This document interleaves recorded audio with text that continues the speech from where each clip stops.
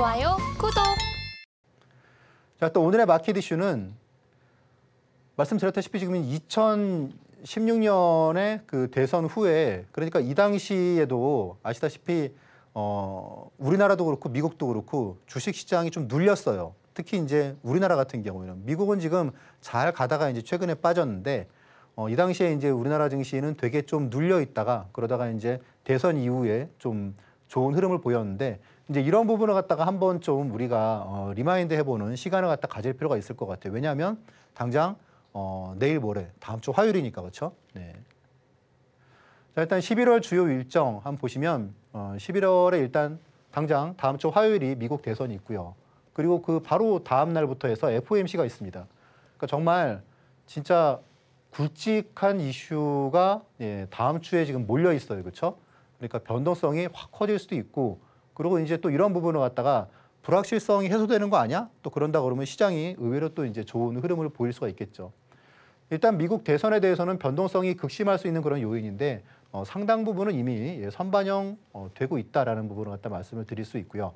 그리고 단기 충격이 있더라도 일단 이후에는 적어도 한 단기 랠리 정도는 올 가능성이 좀 상당히 있다라고 보고 있습니다. 이제 이번에 이제 FOMC 같은 경우에는 B컷은 아닐 것이다. 그래서 일단 동결로 보는 시각도 많고요. 그리고 이제 0.25 이제 그런 부분을 갖다가 보는 시각도 있습니다. 이제 14일이 이제 옵션 만기일인데 이제 사실 그 미국 대선의 결과가 갈수록 좀 길어지고 있죠. 2012년 같은 경우에는 당일에 결과가 나왔고요. 2016년에는 다음 날에 나왔습니다. 그리고 2020년 같은 경우에는 한 2, 3일 걸렸어요. 그렇죠? 이번에는 워낙 박빙이어서 시간이 더 걸릴 수도 있다. 그런 얘기가 나오고 있습니다. 그럼 이제 이런 불확실성 속에 국내 증시의 특성을 봤을 때는 옵션 만기 전후해서 그래서 이제 이 다음 주부터 해서 시장이 어떤 방향을 잡고 움직일 가능성이 있지 않을까. 네, 그렇게 생각을 하고 있고요.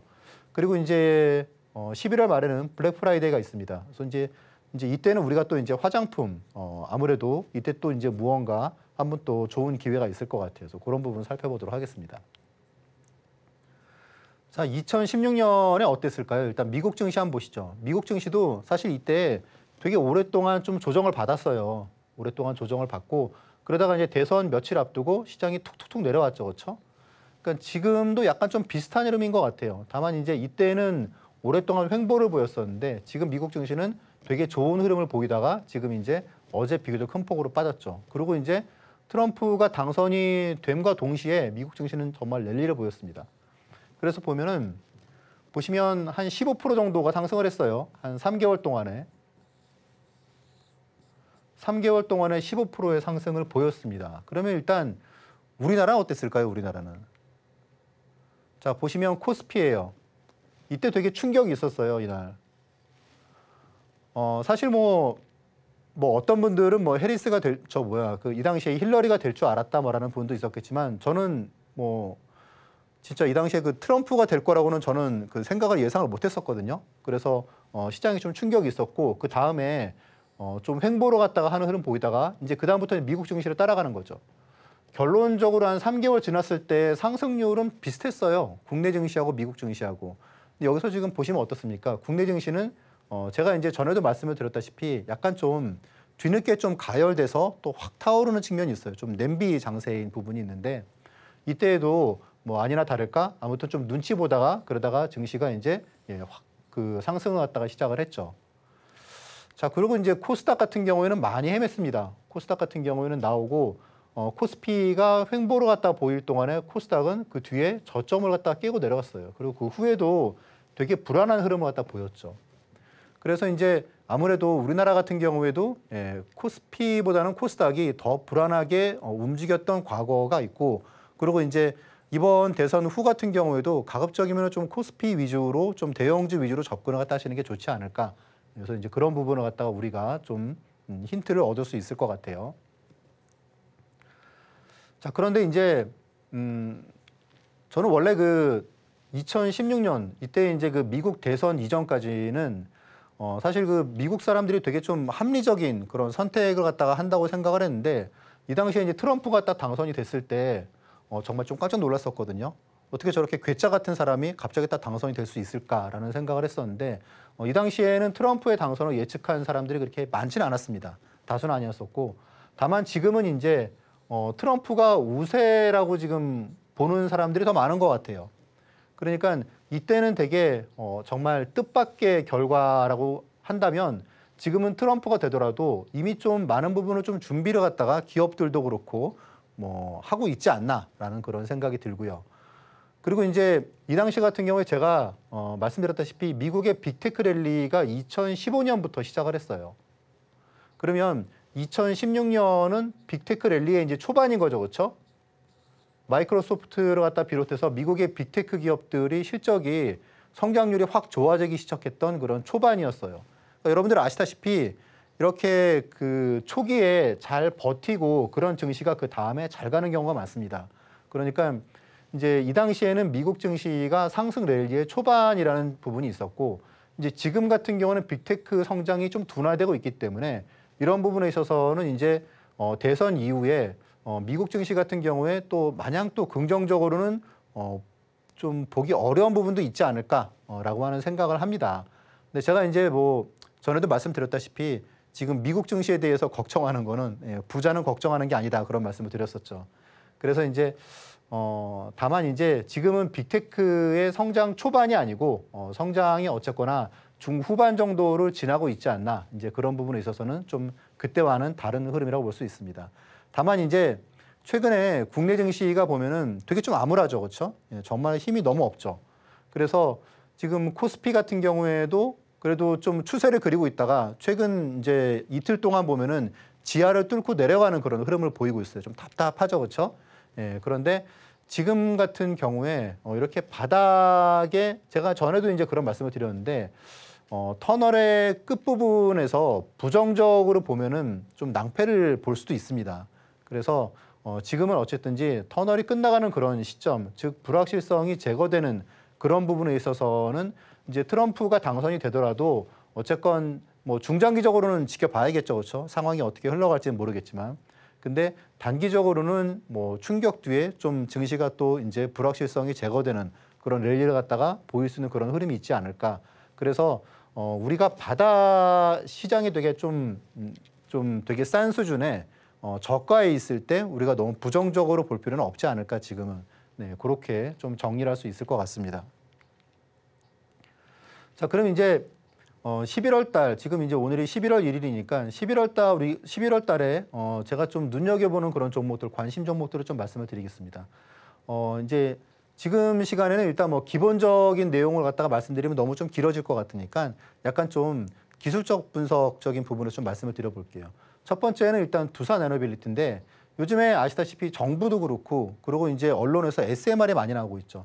아시다시피 이제 이때 두산에너빌리티가 갭상승을 갭을 갖다가 보인, 상승을 갖다가 보였을 때 이때 나온 뉴스가 아마존이 그 SMR 전력 확보에 뛰어들었다, 이런 뉴스 때문에 상승을 갖다가 했습니다.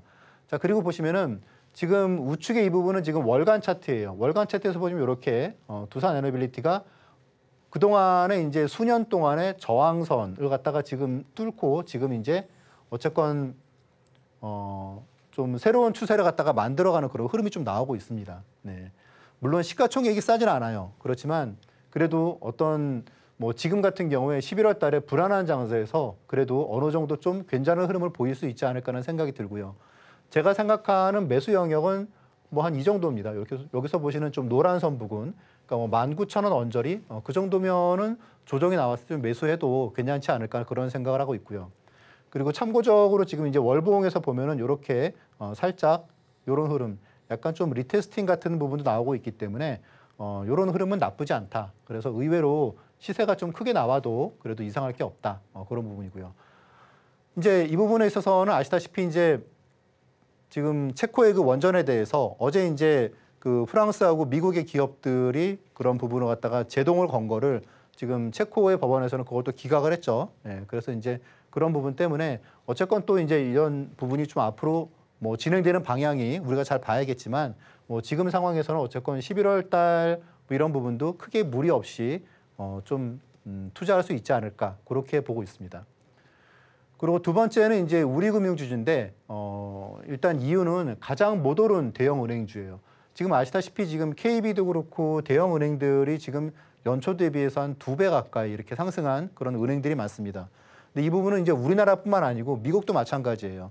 뭐 최근 한 5년, 7년 동안에 박스권 계속 갇혀 있다가 그런 은행주들이 지금 좀 올해 되게 좋은 흐름을 보이고 있는데 상대적으로 이제 우리 금융지주는 아시다시피 이제 그 오버행 이슈가 있죠. 그러니까 대주주의 그 물량 출회 가능성이 있고 또 그리고 이제 보험사 인수에 대한 그런 이슈도 있기 때문에 상대적으로 주가가 좀 많이 못 올랐어요. 주가가 이제 보시면은 최근에 우리은행 같은 경우에도 약간 좀 신고가를 돌파하는 흐름 보이다가 좀 낙폭을 좀 크게 맞았죠, 그렇죠? 근데 이제 제가 생각하는 매수 영역은 한 15,000원 이하 정도면은 큰 무리가 없지 않을까.